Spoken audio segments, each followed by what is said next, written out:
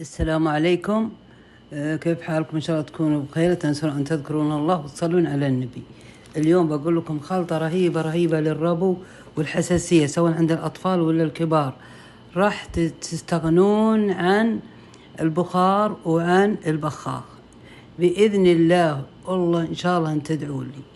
أولا نجيب علبة طحينة سائلة زي كذا 20 ملي، شفتوا؟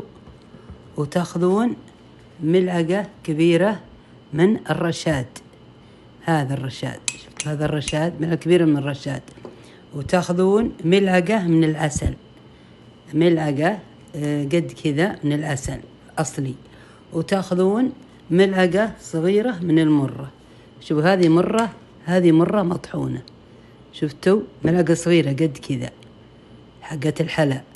وتخلطونها مع الطحينة، تخلطونها وتاخذون ملعقة صغيرة صباح وملعقة صغيرة في المساء لمدة 3 أيام فقط، 3 أيام بإذن الله. راح تشوفون الطرشون بلغم، راح كل اللي بالصدر، الكتمة، الصفير، راح بإذن الله ما عاد تستعملون البخار، غبار ما تتعبون، الجو كذا متغير ما تتعبون أي رائحة.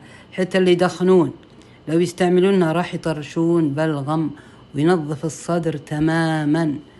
فلا تنسون أن تعملوا المتابعة وتتابعوني باليوتيوب بالعلاج